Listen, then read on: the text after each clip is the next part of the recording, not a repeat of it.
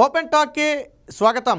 ఎప్పుడైతే విశాఖలో 25,000 కిలోల డ్రగ్ కంటైనర్ దొరికిందో అప్పటి నుంచి కూడా రాష్ట్రంలో అనేక ప్రకంపనలు చోటు చేసుకున్నాయి, అనేక వివాదాలు కూడా చోటు చేసుకున్నాయి.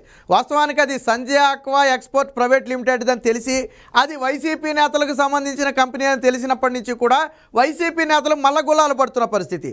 తాజాగా మనం 2 రోజుల క్రితం మనం చూసాం, ఈ సంజయ్ ఆక్వా ఎక్స్పోర్ట్కి చెందినటువంటి ఒక బస్సు నెంబర్ కూడా 12 అనేసి ఉంది. ఆ బస్సు పూర్తి ఫైల్స్తో ఆ కొత్తపేట మండలం దగ్గర ఆపేసి ఉంచారు 3 రోజుల పాటు.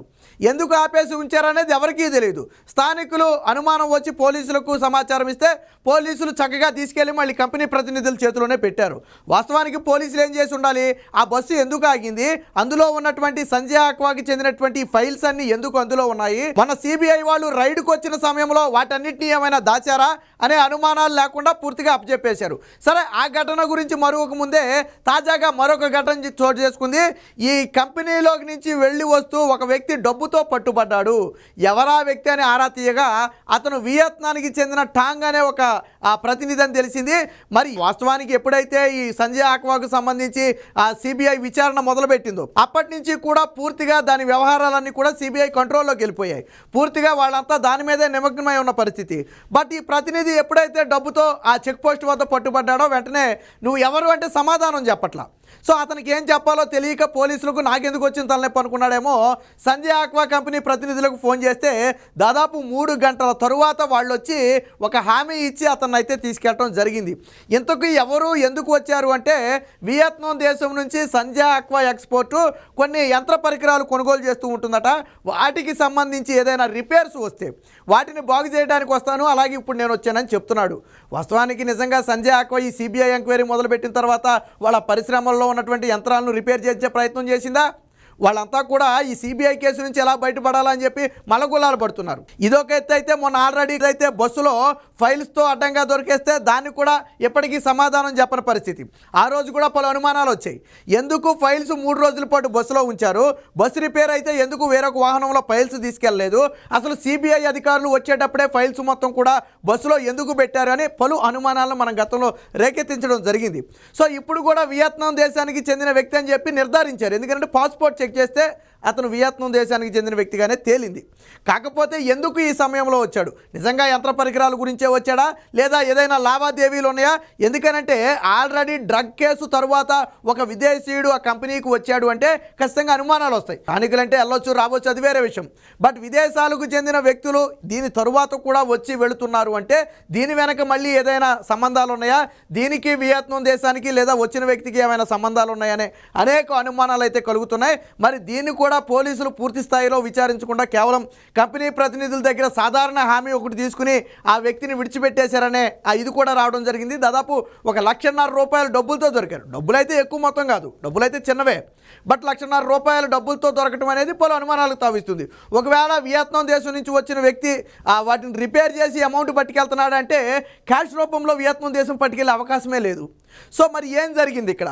ఇలాంటి పలు అనుమానాలు అయితే రావడం జరుగుతుంది. దీనికి సంబంధించిన వార్త కూడా ఒకటి వచ్చింది, ఒకసారి చూద్దాం. ఇక్కడ చూడొచ్చు, సంజయ్ ఆక్వా పరిశ్రమలోకి విదేశీయుడు, వాహనాల తనిఖీల్లో నగదుతో పట్టుబడిన వైనం, పరిశ్రమ ప్రతినిధి హామీతో విడుదల.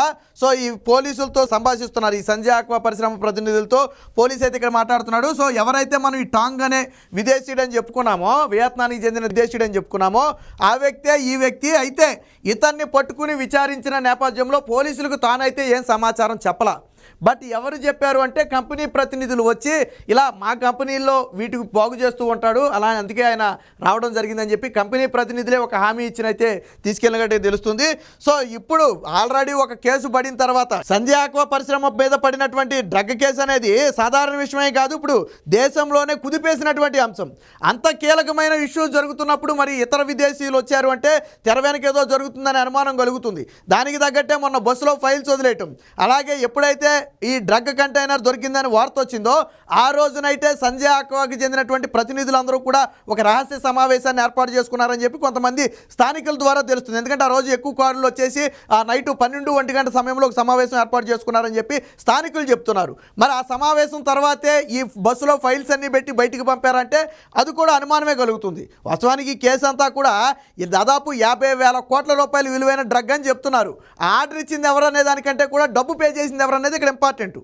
ఆర్డర్ మీ బోటోడు నా బోటోడు ఎవడైనా ఇవ్వచ్చు, పరిచయాలు ఉంటాయి, బట్ దానికి డబ్బు పే చేయాలి కదా. మరి సంజయ్ ఆక్వాకి 50,000 కోట్ల రూపాయల అమౌంట్ పే చేసే అంత స్తోమత ఉందా అంటే అనుమానమే. అంత స్తోమత దానికి లేదు. ఒకేసారి 50,000 కోట్ల రూపాయలు బ్రెజిల్ దేశానికి పే చేసే అంత స్తోమత దానికి లేదు డ్రగ్కి.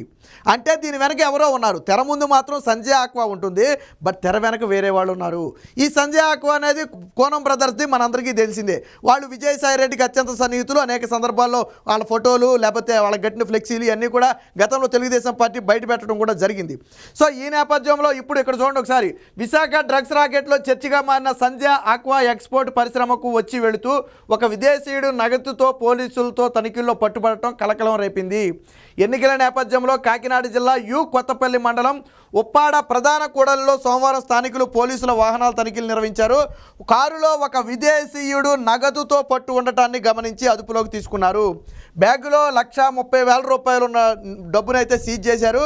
పోలీసులు విదేశీయుడిని ప్రశ్నించగా ఏమి సమాధానంలో చెప్పాలో తెలియక సంజయ్ ఆక్వా పరిశ్రమకు చెందినటువంటి ప్రతినిధులకు ఫోన్ ద్వారా సమాచారం అందించాడు. అతని పేరు టాంగ్ అని, అతను వియత్నాం దేశస్థుడని తెలిసింది. అయితే 3 గంటల పాటు నిరీక్షించిన తరువాత కంపెనీ ప్రతినిధులు, మరి ఒక వ్యక్తి దొరికాడు, మీ కంపెనీకి వచ్చినటువంటి ఒక ప్రతినిధి దొరికాడని చెప్పిన తర్వాత కూడా 3 గంటల పాటు సంజయ్ ఆక్వాకి చెందినటువంటి ప్రతినిధులు ఎందుకు రాలేదు? వాస్తవానికి వెంటనే వచ్చి తీసుకెళ్లాలి కదా. 3 గంటల పాటు ఎందుకు నిరీక్షించారు? ఒకవేళ ఇతన్ని తీసుకెళ్తే మళ్ళీ ఏమైనా ఇబ్బంది వస్తుందని చెప్పి ఆలోచించి అన్ని అవకాశాలు కుదిరిన తర్వాత తీసుకెళ్లారా? ఈ అనుమానం కూడా కలుగుతుంది. సో చివరిగా ప్రతినిధులు అక్కడికి చేరుకున్నారు. ఫ్లయింగ్ స్క్వాడ్ నారాయణ దాస్ అయితే అక్కడ చేరుకుని పాస్పోర్ట్ను పరిశీలించాడు. సో అతను చెప్పిన వివరాలు, పాస్పోర్ట్ వివరాలు ఒకటే కావడంతో, అంటే అతని పేరు కానివ్వండి, అతని దేశం కానివ్వండి, ఇవన్నీ కూడా ఒకటే కావడంతో ఆ ప్రతినిధుల దగ్గర ఒక హామీ పత్రం తీసుకుని అయితే ఈ టాంగ్ అనే విదేశీయుడిని అయితే వదిలేయడం జరిగింది. సో ఎందుకు ఇప్పుడు వియత్నానికి ఆల్రెడీ బ్రెజిల్ దేశంతో సంబంధాలు ఉన్నాయని చెప్పి నలుగుతున్న నేపథ్యంలో వియత్నాం నుంచి కూడా ప్రతినిధులు రావడం అనేక అనుమానాలకు తావిస్తుంది.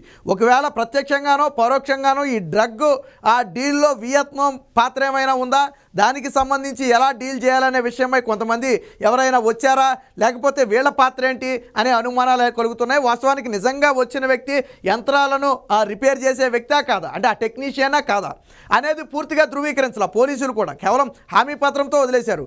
మొన్న కూడా బస్సు నిండా ఫైల్స్ దొరికితే కనీసం సిబిఐ అధికారులకు సమాచారం ఇస్తే వచ్చి వెరిఫై చేసేవాళ్ళు. అందులో ఏమైనా సిబిఐకి ఉపయోగపడే సమాచారం ఉంటే కేసుకు దర్యాప్తుకు మరింత పురోగతి ఉండేది. బట్ అప్పుడు కూడా ఏం చేశారు, కంపెనీ ప్రతినిధులకు బస్సు ఇచ్చేశారు. అంటే రాష్ట్ర పోలీసులు పూర్తిగా సంజయ్ ఆక్వాకు అనుకూలంగా పనిచేస్తున్నట్టుగా ఉందని చెప్పి ఇప్పుడు ప్రజలందరూ కూడా విమర్శలు చేసే పరిస్థితి. సో ఏది ఏమైనప్పటికీ తాజాగా వియత్నాం దేశస్థుడు ఇప్పుడు ఆ పరిశ్రమకు వచ్చి వెళ్ళాడు అనే వార్త అయితే పూర్తి స్థాయిలో హల్చల్ అవుతుంది. ఆ తరువాత ఇప్పటి వరకు సంజయ్ ఆక్వా పరిశ్రమ దీని గురించి అయితే స్పందించాల. కేవలం దొరికిన తర్వాత కూడా ఇది మీడియాలోకి రాకుండా, మీడియాకి ఎక్కకుండా కొంత ప్రయత్నం అయితే సంజయ్ ఆక్వా పరిశ్రమ చేసినట్టుగా తెలిసింది. ఎందుకు వెంటనే పరిశ్రమకు చెందిన ప్రతినిధులు రాలేదు అంటే అందుకే రాలేదు. ఒకవేళ వాళ్ళు పరుగున వచ్చేసి గబగబా తీసుకెళ్ళిపోతే ఇదేమన్నా న్యూస్ ఛానల్స్లో ఇష్యూ అయితే తలనొప్పి అవుతుందనే ఉద్దేశంతో పోలీసులు నోరు మూయించేసి ఎవరికి బయటకు పక్కకుండా, ఇదేమి సెన్సేషనల్ బ్రేకింగ్ న్యూస్ అవ్వకుండా తీసుకెళ్ళిపోయారనే ఆరోపణలు కూడా ఉన్నాయి. అయినప్పటికీ కూడా మొత్తానికి న్యూస్కి అయితే లీక్ అవ్వడం జరిగింది. దాంతోనే ఈ వార్త కానివ్వండి, ఫోటో కానీ రానివ్వడం జరిగింది.